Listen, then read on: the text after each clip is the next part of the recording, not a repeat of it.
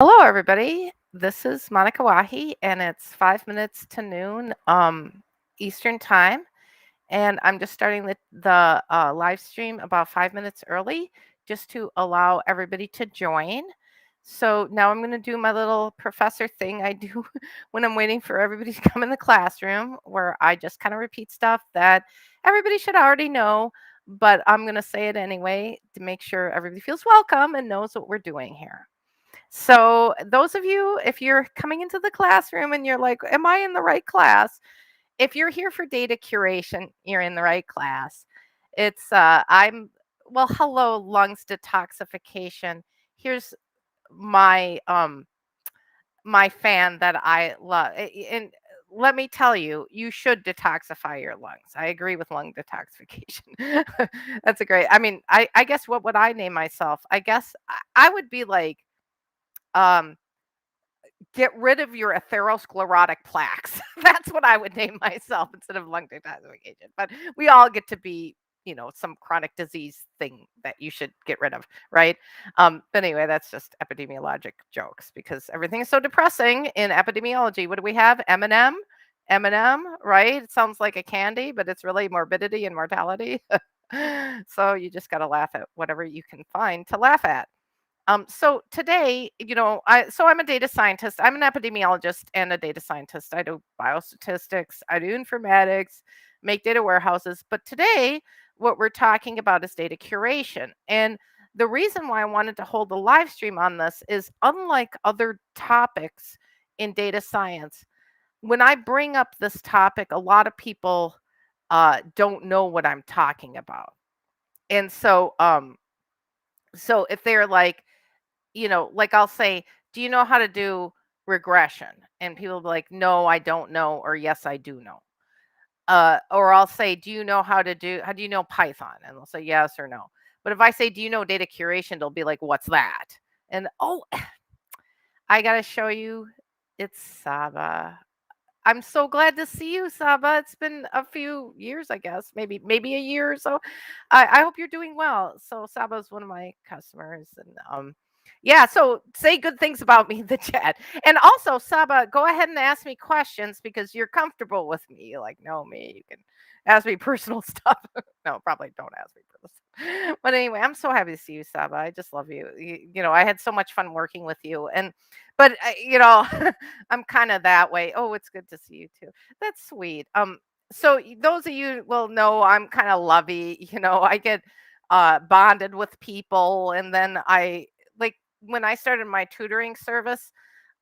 Some of my, because it was in person and in Boston, and some of my, I was tutoring statistics people. I didn't really have any customers at the beginning of my business, and my customers are coming to me and saying, "You're not a normal tutor. Like most people sit down with us and teach us mean and median. You're like up all night trying to make sure we pass tests." So I decided maybe I'm not a tutor, maybe I'm a mentor. And those of you who go to my webpage will see that I write about mentoring because I started my business. Now it's 10 years ago I started my business, and I thought I was a tutor, but I now have mentoring skills because I've been mentoring all these people, and now they're successful. Like Saba is very successful. And and then lungs detoxification is asking the perfect question: what is data curation, right? Lungs. Can I call you lungs? Let's just wait one more minute um, for the live stream to officially start, and then I'll start going on and on about data curation because so like let's say that you sell um brocade, okay? But nobody knows what brocade is. Then you have trouble with the demand, right? Just to let you know, brocade is a type of fabric. I used to be a fashion designer. Okay. So if you have brocade and you're trying to sell brocade and nobody knows what it is, you first have to educate people on what it is. So I that's part of the reason why I'm holding this live stream is I sell data curation. So what does that mean? Well, I actually have a course on it in LinkedIn Learning, which, you know, I mean, if you don't know what it is, you could take that course or you could talk to me or whatever.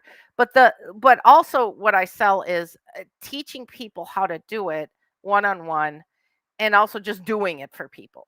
Because what I learned about data curation is it's actually like I'm not that good of a programmer, but I can program, and pretty much anybody can learn to program. What I learned about data curation is it's a little different. It's like harder. If you don't have a knack for it, it's harder to figure it out than programming.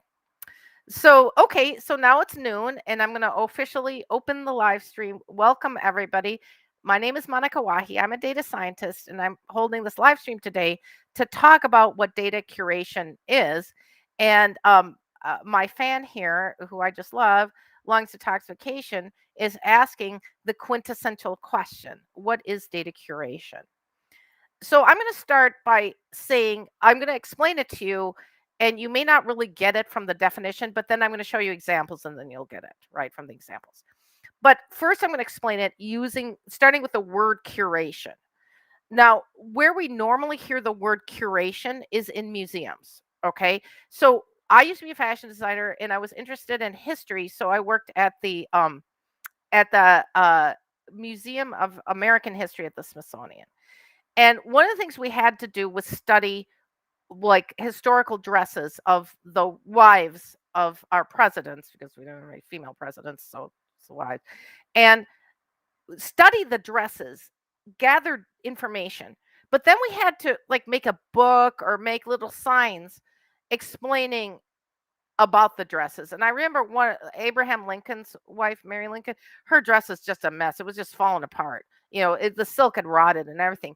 But you it was so important historically. So we had to curate that. We had to explain this a few scraps of silk that look like nothing, that this was really historically important.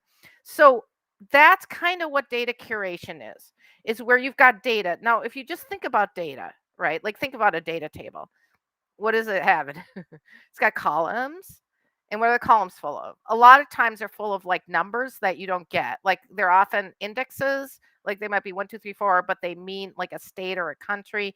Maybe there's letters, like you don't even know what the data means. Like how many times, those of you who are actual data scientists already, how many times has somebody given you like a data set and there's a column for like gender or sex and it says 1 or 2, but you don't know if it's one male or is one female or what. And then what if it's not 1 or 2? What if it's somebody who's not male or female because there are other genders? So and how do we handle that? I mean, they exist. Did you just not put them in the data set or what? So it's like data curation solves all those questions. Data curation is the way that you go from why are we putting a bunch of pieces of rotting silk on display to, oh, I get it, this is Mary Lincoln's dress and this is really historically important, whatever, right? Okay, so another one of my fans, I'm so happy you showed up. um Alejandro, I believe is how I would pronounce your name.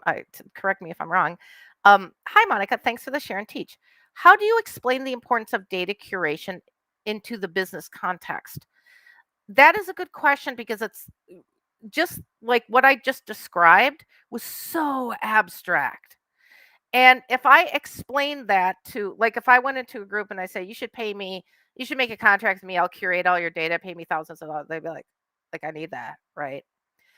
How it works is when people are in crisis. That's when I teach them about data curation. So what I mean is this. Um, Oftentimes how I'm introducing people I meet to data curation is they bring me a model, like a statistical model, and they're like, Monika, my model's a mess. Like I don't get it. I don't know. I don't know how to interpret it. I don't know if I'm fitting it right.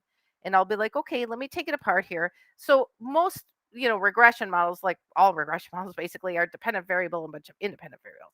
So I'll study this dependent variable studies and I'll say, what are these variables? And that's when they'll be like, oh, okay, well, here we have sex. And I'll say, okay, that's coded 1, 0. What is one? I don't know. And I'm like, okay, that's okay. How do we figure out what one is? No, I don't know. Well, sometimes they're using maybe survey software. And so maybe we can break into SurveyMonkey and see what was coded as what. But this is just an example of like, now we're going down the rabbit hole, right? We're going down the rabbit hole with each of these variables. And every rabbit hole, like what's this next one? City? 1, 2, 3. What city is 3? Okay. going down the rabbit hole. So I got to keep track of what happens in each rabbit hole. So what happens in each rabbit hole might be a table, might be a figure, I mean, who knows? And that's data curation. So and I can't tell you how many times we go, oh, that's why that's happening, right? So you're probably thinking, well, why don't we prevent going down the rabbit hole? Well, that's data curation, right? It's like if I design, like let's say I'm making a survey and how about I actually write down what one means in gender, like before we program the survey. What a new idea. And so that's what data curation is. It's sort of anticipating all the problems you're going to have, all the questions you're going to have about your data, and then coming up with different kinds of files to answer that. Data dictionaries, you'll hear me talk about a lot. Those I usually put in Excel. So you'll see tabular data that you're like, and it's like if you've heard the term metadata, data about data, that's kind of what curation is. Um, oh, all you have to do to come up be featured here is to compliment me. Thank you, Saba. Great example. You're such a great teacher. Thank you. Um, oh, and thank you for showing up. Rathanam, is that how you pronounce your name? I appreciate you showing up. Thank you so much. We have another LinkedIn user who asks how to use data curation in real life applications. I'm glad you asked, and I'm going to give you an example. Because I went into my secret customer files and pulled out some sexy data curation files for you. Why do I call them sexy? Because I have not featured them in my other things, right? So let's see. How do you in real life applications? Well, I'm going to pick one application here and share it with you.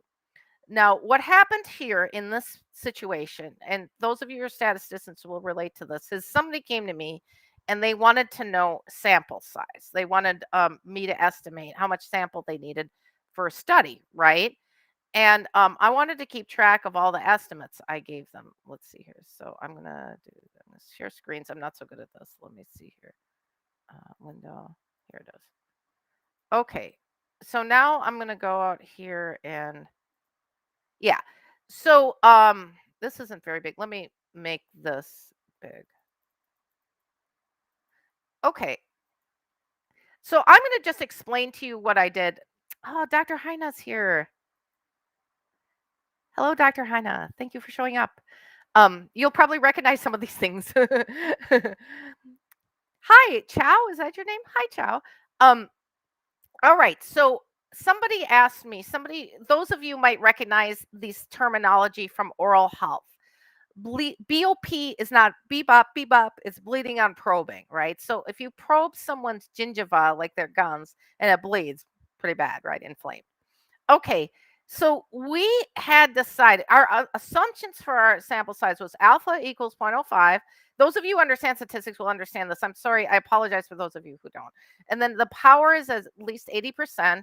And then the outcome that I was calculating these sample sizes for was difference in BOP. I said difference in different. You know, you can make typos in your curation documents. Between visit 1 and visit 3, there were 2 different treatment groups for gingivitis. I don't remember CX and NSM. I don't know what that stood for. Okay, so what was I doing? I was saying I was calculating how much sample do you need in each group. Oh, two-tailed, and I was using GPower, which is actually a free application you can use for sample size calculation. But what I wanted to do was try different effect sizes. So if you see that column on the way left, it says effect size 0.1, effect size 0.2. So basically, those of you who understand math and who are into math who may not understand the sample size calculation, all I did was I had this equation where I was setting alpha 0.05, power at least 80%, the outcome with 2 tails, whatever. And the effect size is what I was changing. And then I was trying to see each time I change that, how does it change the N in each group? And then times 2 would be the total N. I documented all of this. Now, what have I seen in the past? I've seen statisticians who make all these calculations, just kind of write them down on a scrap of paper.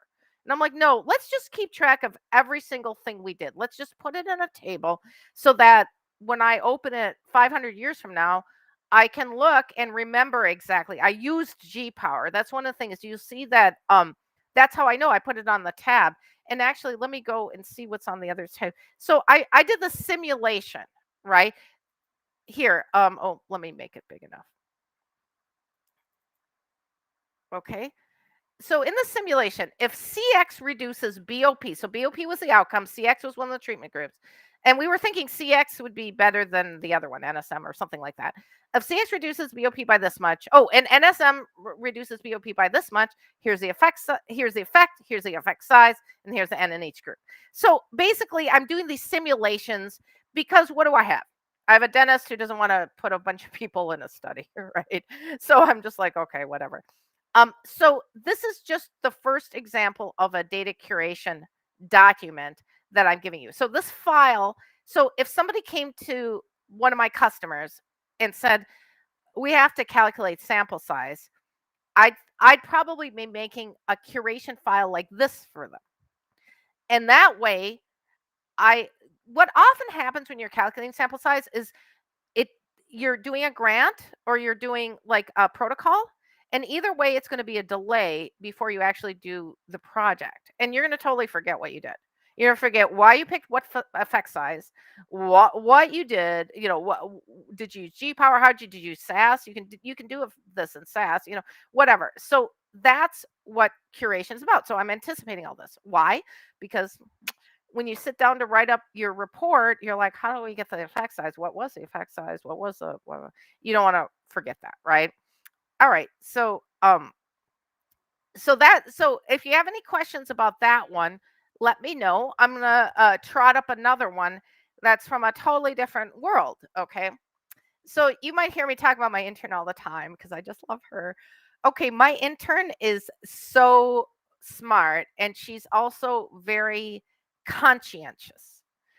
What she did was she found a dashboard online that was published that you could use that had some public data in it being displayed. And she didn't like the display.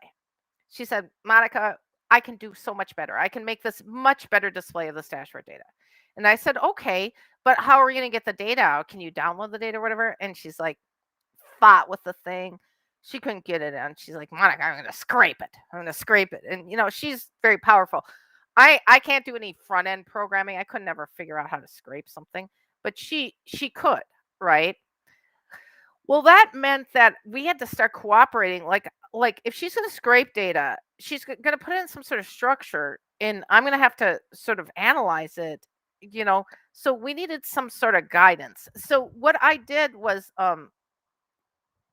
let's see here. I'm going to open this. So you'll find I use PowerPoint a lot. I teach it in my data curation course, and I also use PowerPoint a lot to make diagrams. And so here I'm going to be showing you this PowerPoint. Let's see how it is here. Okay, so one of the things that so this PowerPoint has 3 slides in it. Okay, the first one is shows a screenshot of one of the reports that could be downloaded from this dashboard that had some information about what was in it, right? And so you'll see here, I in red it says hospital name, and in blue it says hospital dot name. And then you'll also see it says red is the name of the variable when scraped, and blue is the name of variable in data frame. So you can probably already tell what's going on is data frame, that's R language. We're using R and we're scraping data. And so she's scraping data into one name, and I'm analyzing data in another name. So let's go to the next. So here again, red is the name of the variable when scraped, and here's the red names, and blue is the name of the variable in the data frame. So what was happening is my intern was using some sort of function that was scraping data into columns that were named these things, and I wasn't sure exactly, I wasn't really sure. Like I didn't want those names in data analysis. So I wanted to create a crosswalk, and this is or no, actually I think she did it. She scraped this, and this is what she named it, and I was mad at her because I couldn't figure out what the names were. So I made this with her. Basically, this was me interviewing her and making this while I was talking to her. So I could tell, I guess she gave me the data, and I was like, I don't know where these data are from. And so we had this conversation, I wrote it down. So there's kind of this theme here where I'm going to stop sharing. A lot of times, the reason I'm doing data curation is because I'm trying to document some information, some business rules that a subject matter expert is explaining to me. Now, one of the things that I noticed in life is that nobody does that really. Like, that is not people's natural inclination. I'll give you an example. A long time ago, like in the 90s or early 2000s, I worked on a flat database, right? Like an old mainframe database. And those of you who are know about it would be familiar with it. It was called Carecast, IDX Carecast. And in there, those of you who are familiar with flat databases know that it's basically like a big quilt in the sky, and there are different places on that big quilt that are designated as tables, sort of virtual tables. These were called dictionaries in IBM Carecast. And most of the time, you didn't have to do anything with these dictionaries. They were mostly pick lists, like providers that worked at different places. But of course, I had to enter providers. That was one of my jobs. So I would have to go into Dictionary 471. I still remember it, and edit Dictionary 471. Well, Dictionary 471 only had a few columns in it, like name and specialty and whatever. But once you know it, I couldn't remember what those columns are. And so before I'd go in to go data entry, I wouldn't remember, I wouldn't have all the data prepared. So there are a few dictionaries like that in Carecast. There was 471, and then there were a few others like vendor dictionary, whatever, where you had to edit it once in a while when there was like a new customer or something. One day, all those dictionaries, I just made a data dictionary of them, and I put them in tabs on like an Excel spreadsheet. I just said, okay, my little department is like me, maybe three other people. Is me and my lead worker and a few other. Like, we're the only ones who do these dictionaries. Every time we do it, I totally forget what I did last time, and it takes me an hour to figure it out. I just made this doco, and now we can have it. I just remember everybody's like blown away. They were like, "Oh my god, what a brilliant idea!" And I was like, it's not that brilliant." I was irritated. That's why I made it. And then I started noticing this happening to me over and over. Like, my one of my friends is a transfusionist, and he was working with a group that was trying to get data from their respective hospitals and put it together and do some benchmarking. And the group had been meeting like once a month for like a year and a half. And I guess he had just joined it. He had just got a new job at some transfusion place and joined it. And he's like, Monica, we're not an interdisciplinary. We're multiple sites. We have different sites, but we do the same thing. We do transfusion, and we're all trying to get data, and we do informatics, and we're all trying to get data in one place. And we're just not moving forward with the project. Can you meet with us or something? And I said, sure. So I had this meeting with them that consisted of me really asking a million questions because I didn't know anything about transfusion or blood or what they were trying to do anyway. And it turns out, just to cut to the chase, blood products that you store in a hospital or whatever in a blood bank are scarce. So you have to prevent overusing them. So these hospitals wanted to benchmark their use because they didn't know what overuse constitutes, right? Like, they could just compare to each other.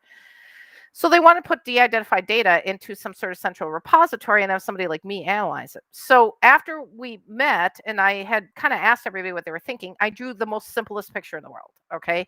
And actually, I'm gonna let me see if I have an example of it. Overview recruitment model.go. Taking screenshot. Maybe this is it. I have like, nope, this wasn't it.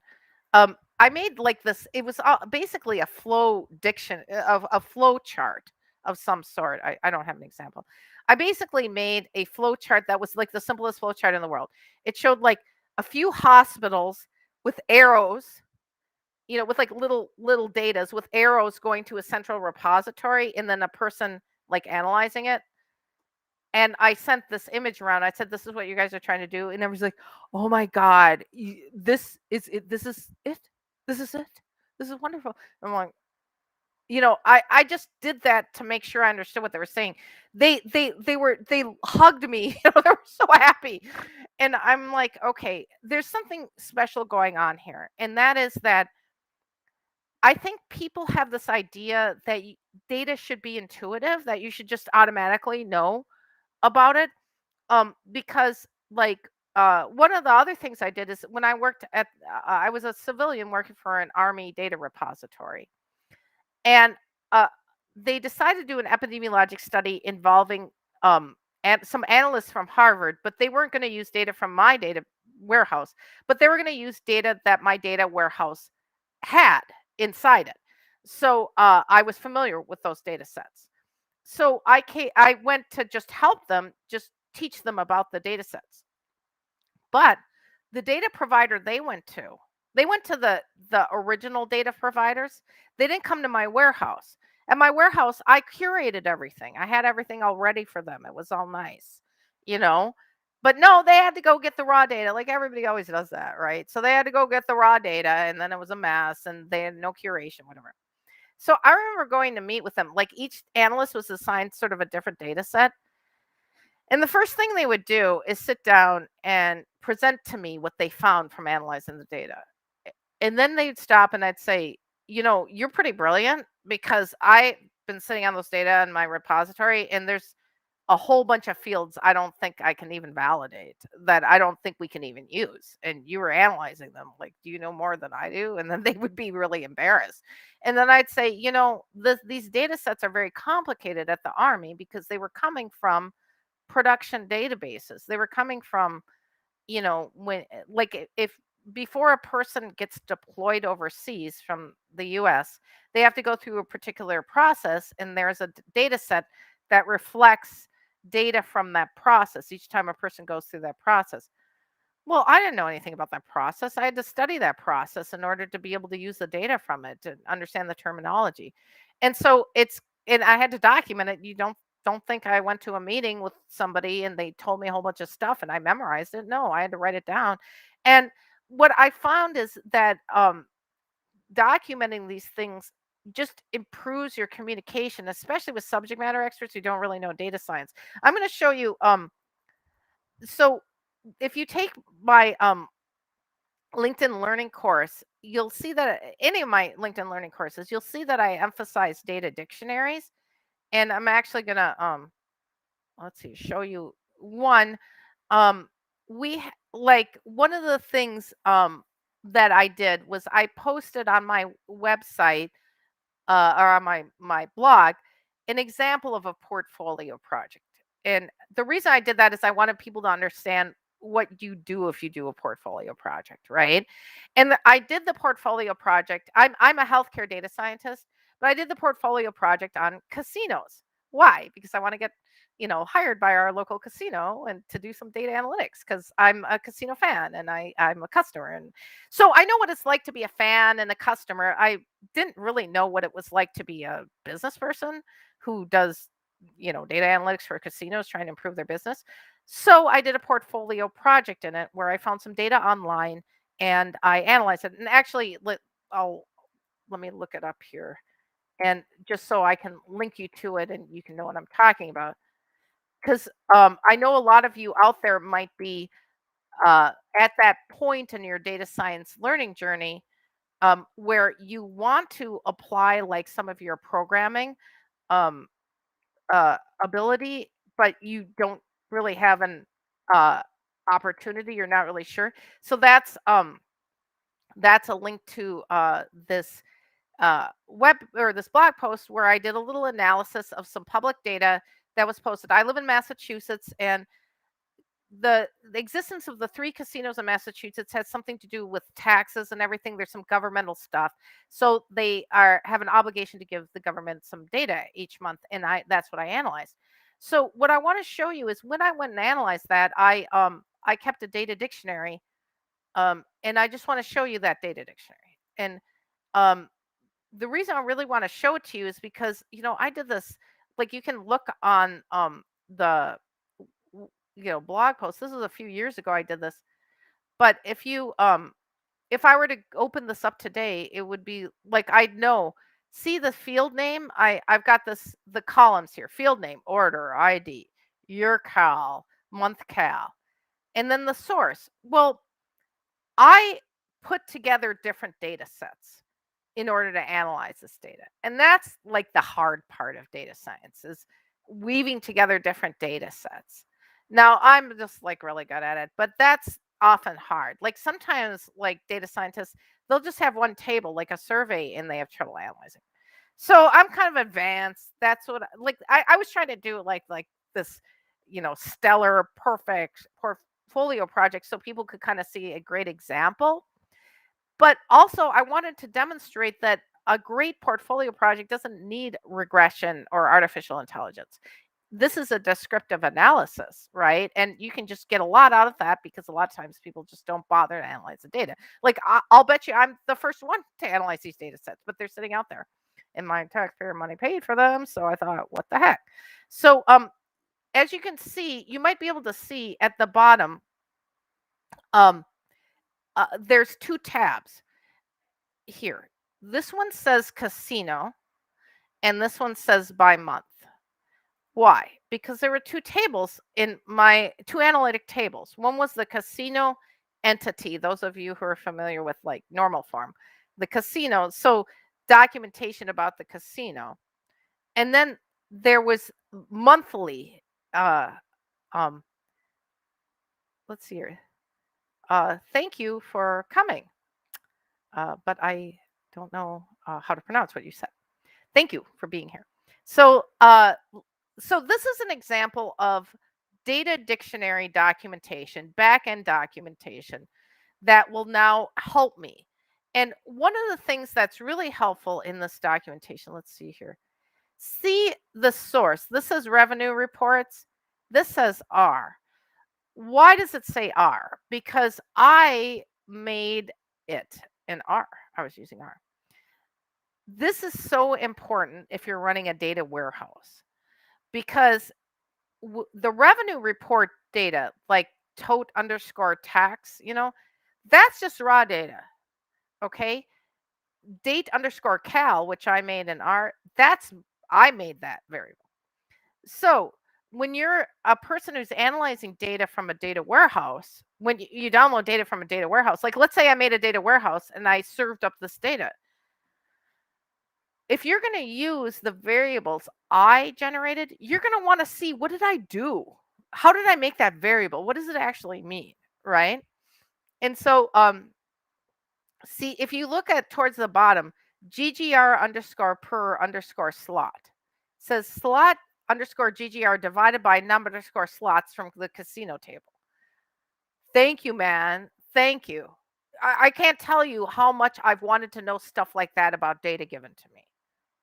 Usually it's just a mystery. Like imagine you got a data set with just those field names and a bunch of numbers in it. Like you can't tell what's going on, So I'm a big fan of data dictionaries. And that's one of the things that I almost always insist that my learners or my customers make, whether we're just doing it for ourselves or we're doing it for somebody else, because I'm never going to remember what we did if I need to help them again. And in my field of science, what we often do is do a study where we collect data, and just the whole data collection thing has its own curation associated with it.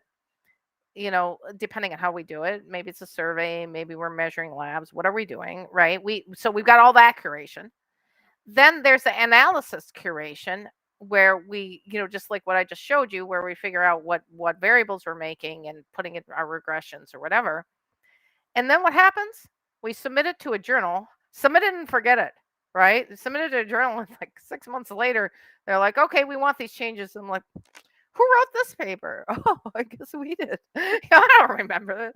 I write papers like every day. I don't remember. Sometimes I'll be reading something. I'm like, this is really good. I'll say, you wrote that. I don't remember. Obviously, if I like it, I must like what I'm writing. That's good. That's a good check. But anyway, so I'll get this paper back and maybe they're quibbling with my regression. Well, I'm not gonna remember any of this. So I pull out all this curation and in 5 minutes I'm like, oh, I got my head in the game, and I can. And also there's something important that goes along with curation, and that is organizing your files. So those of you who take my LinkedIn learning courses in like R and SAS, where I'm teaching you programming, you'll you'll see that I always make these folders, right, or directories. One I call data, which is where you're going to bring in the data and put out the data, and it's like you could erase it, like it's not your raw data from your survey that's stored in a lockbox somewhere. This is just like kind of data in, data out, right? Now, those of you who are SAS programmers, I was always taught to put a different lib name for in and out. I don't like that. I like in and out to be the same lib name. It's just easier. I just find it easier. And then um so you have the data, and then I'll have code, and that's whether it's SAS or R or whatever. I put my code, and I have code naming conventions, which are really important. I use numbers at the beginning of my code so we can run it in order.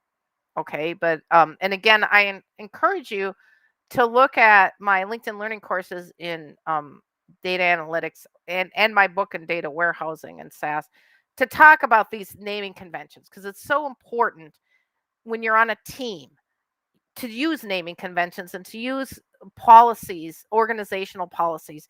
Like, people are like, I hate following policies. Well, you know what? I make these policies for myself and I follow them, you know, and my life is easier, you know what I mean? So it's kind of like even if you have a designated place for your keys every time you come home, you never lose your keys. What's wrong with that, right? And so people are like, oh, I'm like, come on, what's wrong with consistent field names and stuff like that? It just makes everybody's life easier. It's just that what's hard is coming up with the policy. What's hard is coming up with something that's going to work, and that you're going to like in a year. I've done that work for you. I've worked for years and years and I found the best. I found the best naming convention.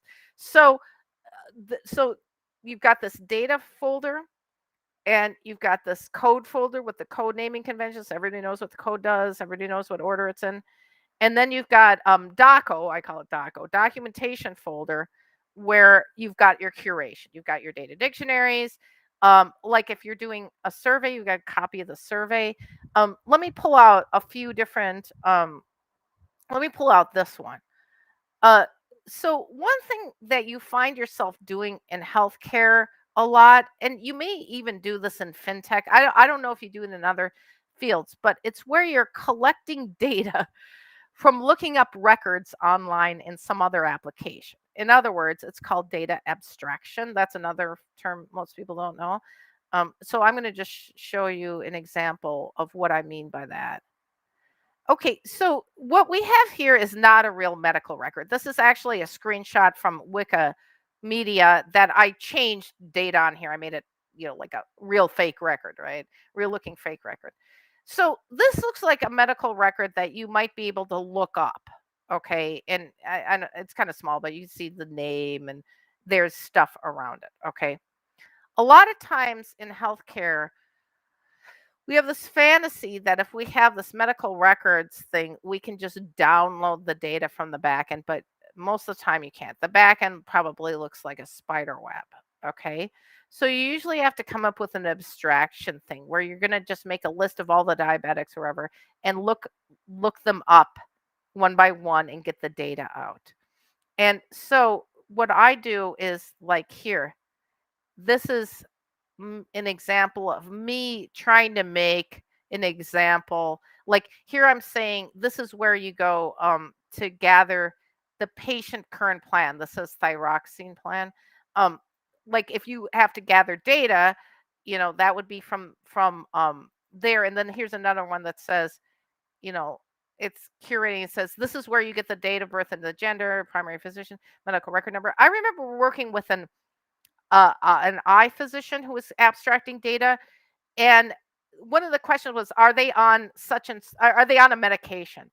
And in her screenshots, there was actually 3 or 4 different places where that could be recorded. So it was really important for our abstraction to do that. Okay, I got a question from the chat. How do you tackle a massive data set, and what amount of data useful to curate? This is a very good question. So this is how I do it. First, imagine that those casino data sets were not small. Imagine instead of having only about 10 variables that they had 100 variables. What I would have to do, like they only had 10 variables, I just curated them all. It's kind of like I curated them all. It's like I saw some colored stones and I picked through them all and washed them all off and I just picked the pretty ones, right? Well, if you've got piles and piles of colored stones, you don't have time to go through and do that. So to carry the analogy, you just look for the shiny ones, right? So if you kind of have to step back from your data set and ask yourself, well, what am I trying to do? And that actually can be a very hard question, again, for curation purposes. So one of the things I have is like my LinkedIn learning courses that I have in big data healthcare study design. It's like 1 and 2. They're based on epidemiology. And the reason why I made them is like I make stuff that I'm filling in the cracks of data science where I'm seeing there's no instruction. And one was data creation, another was study design. How do you tackle a massive data set? So one of the things is let's go back to this casino thing. Let's pretend I saw, oh my God, there's 100 columns. One thing that I would step back and say is, Monica, I know myself. I like to play the slot machines. Okay. That's what I like to do. I like to play the slot machines and I like to go to the restaurants. Right. That's what I like to do at casino. So I don't go to the spa, it's too expensive. I don't know much about the spa. So I would start saying, I maybe need some research questions around just like around the oh great. Now how do you get rid of people from I don't have any block user on YouTube. Okay. Sorry about that. We had like I don't have any moderators. I get these Zoom bombers or anyway. So let's say so I like slot machines, right? And I know a lot about slot machines. I don't play the tables. I don't know a lot about poker. So I would have probably taken that big data set and tried to find the stuff about slot machines because I might understand that and I might be able to make a research question about it, right? And so it's kind of like you sort of make a throw together a little research design. And again, I emphasize descriptive is good. Like when I got to the army to run that data warehouse, the data warehouse was centered around looking at rates of injury. And one of the injuries that's really important in the military is knee injury because you can't walk around then, you have to rehabilitate. So one of the things that we're really concentrating on preventing was knee injury or dealing with knee injury. And I said to them, "Well, what are the rates of knee injury in the army, yearly or whatever?" And nobody really knew. And I took over after a team had been running it for about 10 years. So I looked at what that team had been doing. And the team had been doing like analytic studies, like with hypotheses, of causal, like does, for instance, like when women ovulate, their ACL, I think, gets stiffer or something, and you might have more of a knee injury. Like they were looking at causal things. But I was like, but how much is there? Like, what is the rate? And we want to make it go down. Where do we want to put it? And nobody had done that work, and that's not unusual. I even in 2008, like my transfusionist friend, my blood bank friend, you know, nobody had really pulled together the rates of people uh, uh, falling over or fainting, having a vasovagal reaction after giving blood. Nobody had really, I mean, they had a lot of rates out there, but they hadn't really pulled them together into one publication. And we need to know that. So, and that's just descriptive. And so that's kind of what I would say to the answer to the question is if you've got a big data set and you're thinking of analyzing it to answer a question or to answer some questions, first just sort of figure out what those questions exactly are and then sort of try and figure out somewhere in there what variable might be of interest. Just curate those. And even if you pull a variable that you think might be of interest and it turns out to be bad or something, like I remember I had a bunch of encounter data, clinical encounter data, um, or it was billing data. it was in Florida, and the surgeons gave it to me, and there was a flag for in hospital mortality, and I didn't trust the flag because there were people who had diagnosis of like dying and they didn't have in hospital mortality, and there were people who were discharged that where it said in hospital mortality. So I just didn't trust the flag. So I said, "Yeah, I got this flag, but I don't want to use it." And I put that in the data dictionary. I put all that documentation. In fact, I made a whole bunch of curation documents just about that flag because they kept wanting me to use it.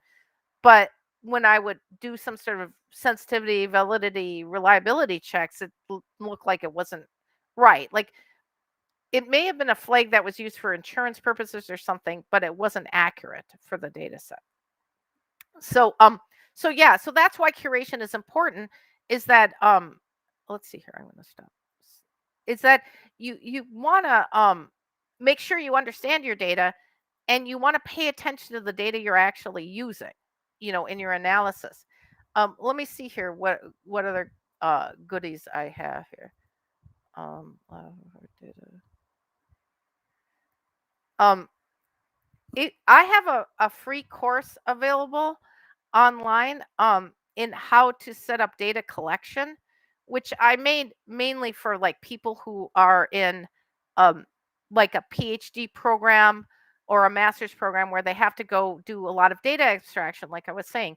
So this is an example of this form that I made for data abstraction. So you can kind of see where it says data panel, laboratory. This is all an example I made for that course. I suppose I should probably give you a link to that course. Let me see here. Here's a blog post about. I'll give you the yeah. It's a free course in data collection. It leads to courses you can pay for so you can learn how to make the curation documents. But the free course just explains what they are. I'm sorry, my blog is a little slow to search, so I'm looking for the post. Um, let's see here. And data collection is always this thing where people are like, you know, oh, let's just get some students to do data collection. You know what I mean? Like, who cares about data collection? Data collection, data collection. Who cares? Who cares? Sorry, I super care about data collection. That's why I made a whole like course in it. What is data collection? It's measurement. It's measurement of what you're going to put in your model. So you don't want students who you're not supervising doing that. Like it's really important that you measure stuff right, and especially if you're doing a study. So all of this pickiness around data collection, you know I'm the only one you'll hear talking about that, and it really bothers me. And one of the reasons, like I like, for instance, Hosmer and Lemishow, they're still professors at Yale. I think they're very legendary professors in statistics. They often fit their models with clinical data that probably is wrong. That's probably mismeasured. It has a lot of error in it. And I don't think they even realize how much error is in it. And I think they are overfitting stuff because historically men do not never did data collection. It was like when you have these jobs that only women do or only men do in some culture, I don't know, they just make up a rule that this is women's work and this is men's work. Well, they just made up a rule in society, like westernized society, that women do key punch. They used to call it key punch, or data entry, and men do data analysis. And that's why you have like Proc Lemishow in SAS, named after Professor Lemishow. But you have nothing named after women in SAS. No procs, nothing, because we were the one doing double entry. We were entering the data once and then entering it again and doing proc compare to make sure it was accurate, which is a waste of my time. And I proved that. I wrote a paper where we studied how much of a waste of time is double entry. It's like so rude that these people were so worried about us measuring stuff, and they didn't even curate their data. They didn't even bother to see if these measurements were any good. So that's part of why nobody knows what data curation is. Nobody, is because we stratified these roles. The measurement role went to women, and then analytic role went to men. And now that I'm like, I'm in both, okay, the measurement matters. Oh, not this guy again. Let's see here.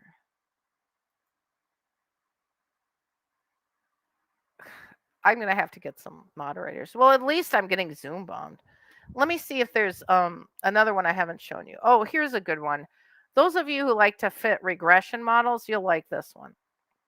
This is where so let me make this a little bit bigger. So this is where I keep track of the models I fit when I'm fitting like a logistic regression model. Okay? So as you can see, um this one it's called bad den because that's what I named the outcome. It's a binary outcome.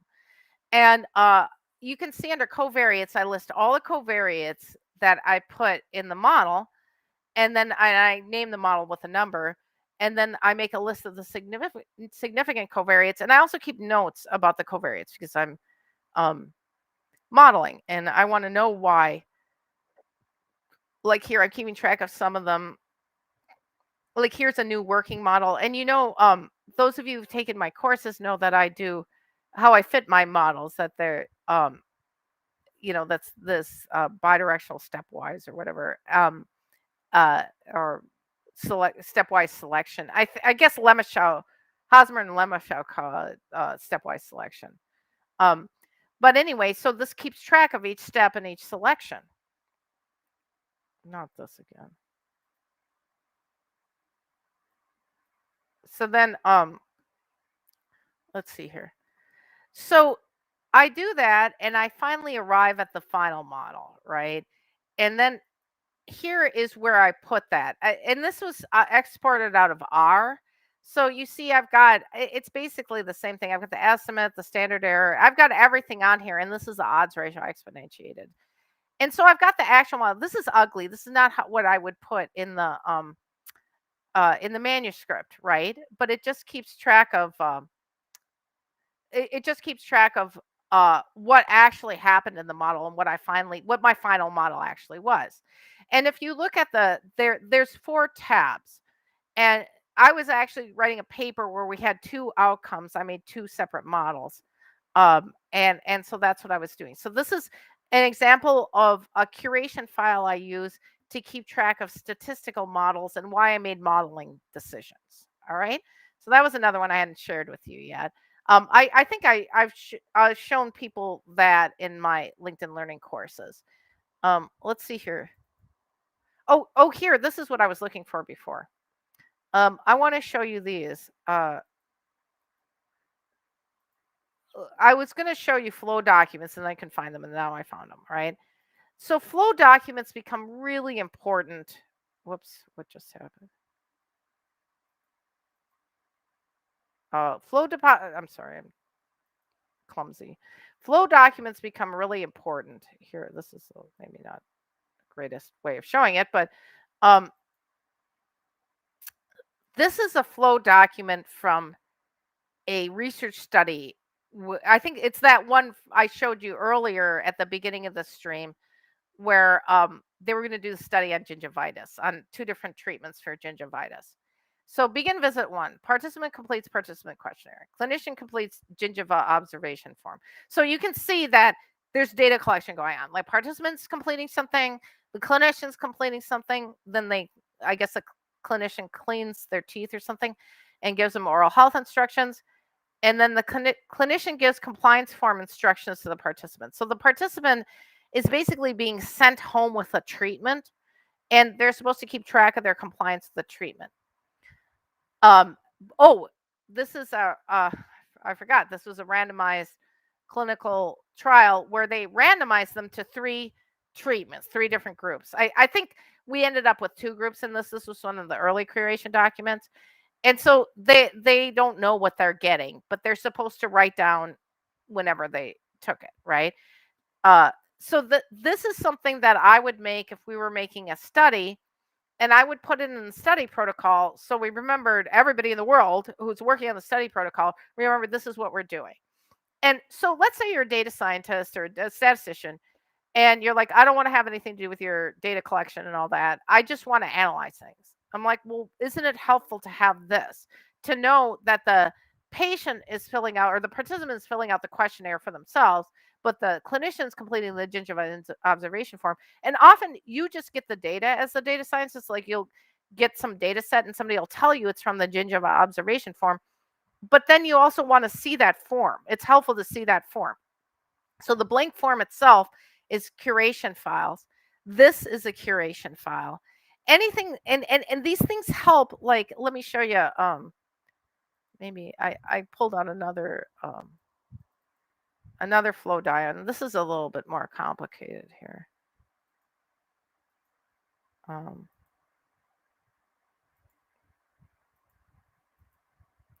So this is the recruitment process for a study. Let me make this a little bit bigger. Okay. So you see how they're going through some sort of eligibility, and if they don't meet it, they'll not recruit. Here's something happens, do not recruit. All of this. Those of you who are programmers who use this to plan code or plan applications, and well, that's another thing that these are used for is application flow. Like, if you can think about an application you use, like I used an Uber today. So I opened the Uber app and it says, where are you going? And I choose a location, and then it connects me with the driver. But let's say I didn't choose that. Let's say I wanted to add a different credit card, right? Well, you can make a flow diagram for each function differently. Like adding a credit card, you'd have, start and then say, click on add credit card. And then, does the credit card, is it, valid? Is the number entered valid? Yes, no. And what happens? And remember, you can make an application flow diagram to design what the application is supposed to do, or you can make it to document what the application actually does, so you can modify it or so you can study it. That's one of the things I learned from one of my customers, that he worked at a place where people were filling out like applications to get on an insurance or something, but online they'd submit their application, but they wouldn't all be approved, right? And he wanted to do studies of people who got halfway through the process, why they didn't finish. But the first thing I had to do was just really understand that, like it was an app that you can't, like, it was sort of a proprietary app, so I had to actually like be with him and watch him log in and try to map out this flow while he was doing it. So I figured out what the application flow was, so that I could even recommend, like, one of the things, he's a data scientist and they were asking him for recommendations. Should we change the flow or whatever? I'm like, well, what is it? You know? Um, so we're coming towards the end of our time together. I wanted to make sure that I answered any questions, except for from the Zoom bomber, but anybody who has data science questions um, about data curation. I wanted to make sure that you understand that there's backend curation where you have more tables, where you're talking more about the data that's in there, how it got there and what it's about. And then you have more front end curation where you're looking at maybe like a medical record, or a dashboard or something, and you're trying to figure out what those fields mean. But sometimes you've got tables, sometimes you've got PowerPoint, and you're making documenting things. Like, what's wonderful is you can always take a screenshot of something, throw it in PowerPoint, and just put circles and arrows on top of it. And another thing you can do, what's great about PowerPoint is, if you've got a PowerPoint, if you've got a PowerPoint like slide deck, and you make a diagram on one of the slides, you can save as a JPEG, and then it gives you an opportunity to choose save the whole thing as JPEGs, or just the current slide, and say just the current slide, and then you can name it. And if it's like a square, like you just use too much slide, you can then open it up and just crop it, and then you can put that in a manual. You can put that in a protocol. And so that's why I use PowerPoint a lot to make those, to stage those. Um, because it's just so easy to plop the screenshot down on a PowerPoint and start putting arrows and stuff around it, and uh, uh, you know uh, text boxes. The problem always comes with, um, usually knowing you need some sort of curation is starts to become easy. Like when I gave that example of IBM Carecast, when I kept logging into Dictionary 471 and it took me 20 minutes to figure out what I was doing, I was like, I cannot handle this. I have to make some documentation so it doesn't take me 20 minutes to do two little edits each time I do this, you know? So you might be able to get to the point where you're like, I know we need curation.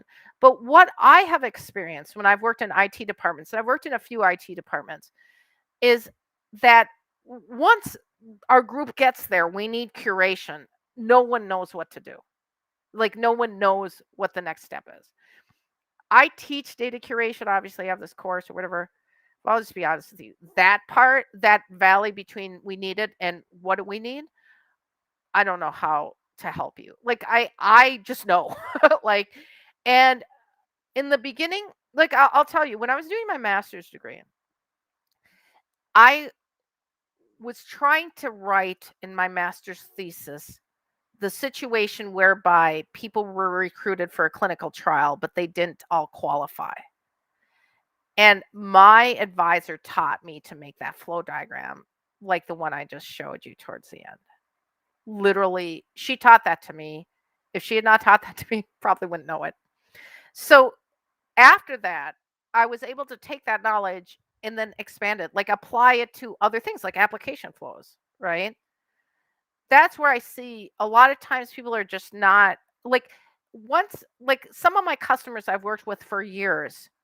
I always do data curation with them. I always do it. What they tend to be able to adopt is the data dictionaries. They're good at adopting that. They're good at adopting my survey curation, which you can learn about if you take my data curation course or my data collection course. Um, but they tend to be able to adopt those.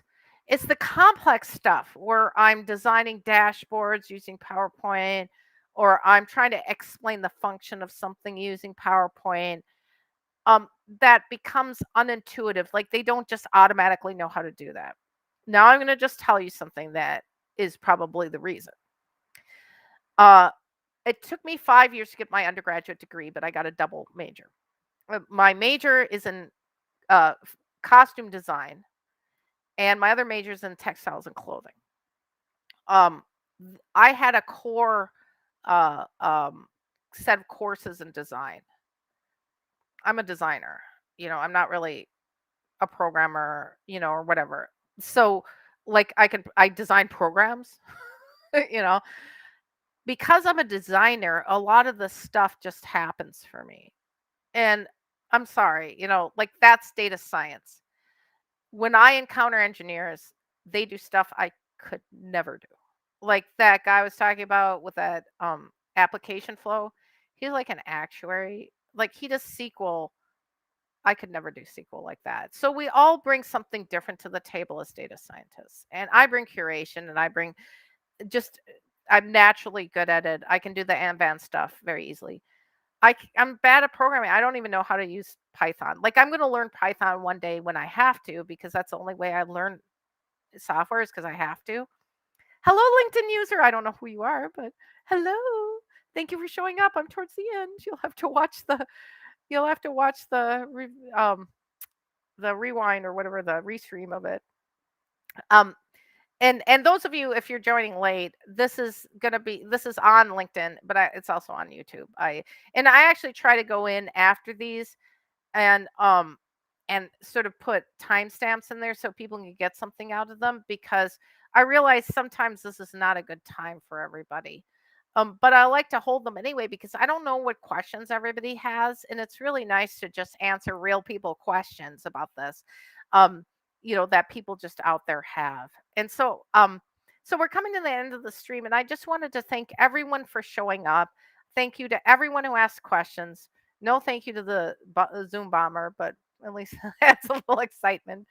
Um, if you ever have questions or you want a free consultation, go ahead and contact me. We'll set up a Skype or a Zoom or whatever you like and talk about it. If I can give you quick advice that you can run with, great. If it looks like you need to pay me and we need to set up some sort of, you know, business relation, we will. And then, of course, thanks for sharing. Thank you, Alejandro, for showing up. Thanks for sharing this. We sure will do your data curation. It seems crucial if we want to get in order. I love it. Yes. You think of it as this is your New Year's resolution is you're going to get everything in order, and you can take data curation course to help you with that. Well, thank you very much for showing up, everybody. I appreciate you coming, and please make sure that you feel free to connect with me on LinkedIn. I like connections, and please subscribe to my YouTube. And so then you can know when I do these live streams. And I'm going to try and do them more often so I can get out there and answer people's questions. All right. And if I don't see you before the weekend, have a good weekend.